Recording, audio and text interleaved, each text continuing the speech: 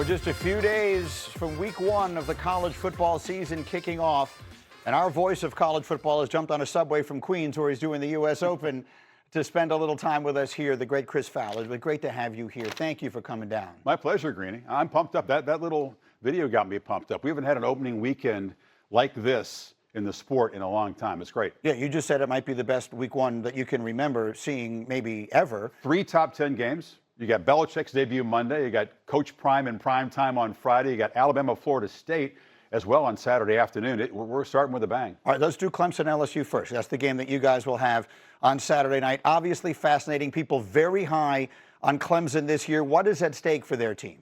Well, momentum. I mean, I think they're going to be favored in the rest of their games. They have a much more favorable schedule than LSU does. But you start at home in that environment. It's so cool for us to debut ABC and Prime at a college campus, and that entrance for Clemson and the atmosphere there makes it very tough on visitors. Both schools call Death Valley home. We'll see if Clemson can impose their will against a very good LSU team, but an LSU team that's struggled out of the gate in recent years, as you know. Yeah, Brian Kelly has not won an opener yet. We had Paul Feinbaum earlier this morning putting a lot of pressure, as Paul is wont to do, on Kelly to finally get a win. It basically makes it sound like the walls will be caving in if things don't go well for him Saturday. Maybe a slight overstatement, but that's Paul. No, I mean, they've lost 5 in a row, 4 times as favorites. Now, I give them credit for having the guts to play these tough openers. Not many schools do that. This is the toughest assignment of them all, though. You got a reconstructed offensive line around Garrett Nussmeier, debuting in a frenzied environment against a very good defensive front. Clemson might have the best D-line in the country. So there's a lot going on early in that game to get them settled in.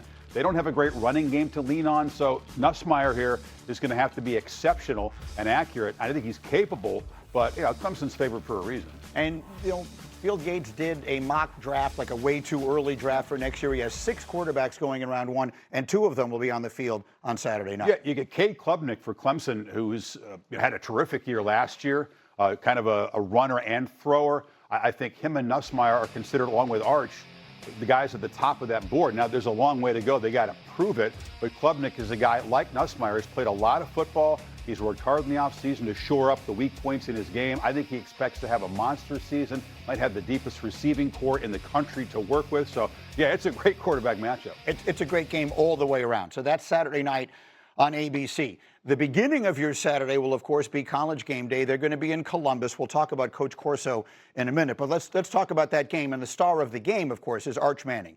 We've been waiting, it feels like, our entire lives to finally see him on the field. His team is number 1 in the country. They're an underdog on Saturday. This is what he was asked about the game. Not asking any superhuman efforts of you to do anything that is extraordinary. Just go be you. What you've done is good enough to get us to this point, and to get him to this point in this juncture of his career. Now go play the way he's capable of playing, to the style that he's comfortable doing it. And are you mentally prepared to have that huge X on your back all season long, where everybody is going to be coming for you? I mean, I think that's all of us at Texas, and I think we kind of try to shift the narrative. We're going for everyone else. Target's not on our back. We have the red dot on everyone else. Look, I mean, it's a nice way to look at it. Why are you laughing? Well, the target's on the whole team, but the target's mainly on him. I mean, right. If you look at the research, and we've done this at ESPN, he is by far the most hyped crossover star in the sport by a factor of 13. That many people want to see him play, are curious about how he's going to do. And I think he's well equipped to handle it. I mean, he's brought up right. He's pretty grounded. Sarkisian's message was predictable, but also very smart. Like, don't try to be Superman, right? You've got a great defense on the other side. You got playmakers. You have a very complete team. You got a very tough assignment Saturday in Columbus. Arch can do it. Look at this. Not many quarterbacks can house it from 70 yards. He can throw it beautifully. We haven't seen much of that in big games yet, but it's very evident. You watch him practice. The ball comes out of his hand beautifully. I can't wait to see how he performs, and all eyes on him really from the first snap. That one long run that we keep showing, I think, is more rushing yardage than either of his uncles ever had in any season combined. In the entire years combined. So he's got that element. Look, he seems to have absolutely everything. But to your point, that comes with a lot of pressure. I don't know what to expect because almost anything, they're opening on the road against the defending national champs. That's a tough spot for anybody to be in. Oh, absolutely. I mean, Ohio State's got a new pieces on defense, but they've reloaded with a lot of talent. I mean, Sarkisian says don't go try to be Superman because he's seen Arch maybe try to press the ball downfield, be a little bit of a gunslinger, which was not what Sark wanted to see from him. Now, he's going to have to unleash his talent. He's going to have to make plays in big moments. It's a tough schedule they've got ahead, but I cannot wait to see him in that environment. Julian Sayin is the new guy for Ohio State. If you talk about quarterback question marks, Ohio State's got a brand new quarterback against maybe the best defense in the country. So I think defenses have their way in this game. I don't think it's going to be a shootout. I don't think Arch has to throw for 300 yards, but he's got to take care of the ball. There's something I like about, I was one who was always very hesitant when the question came up about expanding the college football playoff, because I always liked the idea that this game will be played in August and it feels like a playoff game. And I was afraid that that would be diminished a little bit by the playoff. And yet somehow it does not feel to me as though it has been. As one who sits where you do, in the middle of all this forever, how do you think the expanded playoff has actually impacted these early season games? Well, it doesn't have the impact of any one game. Right. I mean, you're not going to be out of it if you lose this game, obviously. Same thing with LSU, Clemson. Same thing with Notre Dame, Miami. Right. I think all 6 of those teams may be in the playoff when it's said and done. I like the fact that you're not knocked out in August, frankly. I like it at 12, though. I don't love it at 16 or 28, the latest Big Ten proposal. Right. I think it really does dilute the regular season. Keeps everybody in play until November. I'm not sure that's a good thing. I think these games have importance, but I don't think they're elimination games, which I also like. Yeah, I've been wrong about far more important things than that in my life, so now I'm wrong about that one. So let's talk about what really is the most important part of this. College Game Day, I've said many times, today's my 29th anniversary working at ESPN. You're one of the few people left who have been around here longer than I have. There's nothing we've ever done that was bigger or better than College Game Day has been, and that man, Lee Corso, has sat in the center of all of it since its inception. You were there with him for so long. I wonder if you could just take a moment to sort of share your emotions on what I'm sure will be a very emotional day on Saturday. It's going to be a white knuckle ride for me, man, just to get through it. And a lot of viewers watching that I've heard from. Yeah, 25 years doing the show together, 35 years knowing the man. He's one of one. We'll never see another one like him. And I think the way that he has brought generations of people into the sport through his passion. I mean, to me, Greeny, he's first and foremost a coach. He coached me when I was a young host. He certainly coached Herb Street. He's coached Desmond. He's been, I think, a great presence in the lives of all of us, and for so many viewers who feel like he's their grandpa or he's the guy that got them into the sport. Lee's going to be emotional. There's a big luncheon in Columbus on Friday. People are coming into town for that. So it's going to be, I think, hard to keep it together there. And then obviously on the set. And Brutus, the Buckeye, was his very first headgear pick, as you know.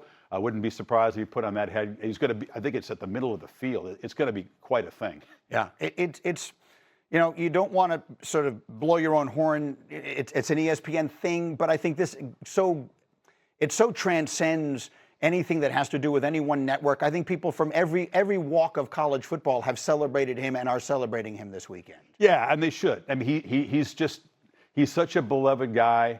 I think when reality hits and you get out there and you realize that we won't see that again, that's when I think people are going to start to lose it. I mean, I think the show will go on. The Game Day is a powerhouse, but Lee Corso's brought something to not just Game Day, but the sports TV landscape that is wholly unique. And I'll still see him down in Florida. I'm going to toast his 100th birthday in another 10 years, but I think he'll be missed on Saturday morning. There'll never be anything like it again. There will never be another run as significant as his again. Let me get one tennis question in while I have you here. U.S. Open getting underway. We saw Venus last night playing at the age of 45. I think the big question people have is there a chance that an American man finally breaks this streak? For those who don't know, the last American man to win the singles at the U.S. Open was Andy Roddick in 2003. Before that, American men had really dominated the sport. Pete Sampras won it 5 times. The sport right now feels like it's just Sinner and Alcaraz. Do you give one of the 2 big Americans a chance to break through, and Shelton and Fritz? I mean, what is your expectation for them? There's a chance. We've got strength in numbers on the U.S. men's side, had it on the women's side for a long time. But You've got Tommy Paul, Francis Tiafoe, who, of course, has made the semis there. Fritz made the final a year ago. But there was a gap between he and Sinner in that match. It's felt pretty big. And I think Shelton, if he gets to the quarterfinals, probably meets Alcaraz. So the draws are challenging. I mean, Patrick McEnroe did predict that American guy would win the title this year. That's a big call because you might have to go through both Alcaraz and Sinner to get that. But I think there's guys in the mix, and Ben is improving fast. He's still really young. Can he catch lightning in a bottle? Sure. I mean, it's possible, but it's so hard to get past both of those guys. They're at not just another level now, they might be playing at a level that we've never seen before. And that's saying a lot coming out of the Federer and Nadal Djokovic era. And what are they, 22 and 23 years old, respectively? Sinner just hit 24, but yeah, they're 24, super young. the ridiculously young guys. Sinner says he's going to peak at 28, so he's got 4 more years of improvement. That's scary. So if one of these Americans is going to break through, they better do it in a hurry. Chris, it's such a pleasure. My pleasure, man. Thank you very much for coming by. Chris Fowler, you'll see him all day long and all week long leading up to the college football this weekend with our coverage of the 57th U.S. Open. It continues today on ESPN, 12 more hours of first-round coverage. ESPN2 with the primetime coverage tonight, 7 Eastern. As always, every point is live on the all-new ESPN app starting at 11 a.m. Eastern time. Back to the NFL in just a moment. Dak with a bold prediction about the Cowboys offense. We'll tell you why he happens to be exactly right. All that and more as we roll on. It's Get Up on ESPN.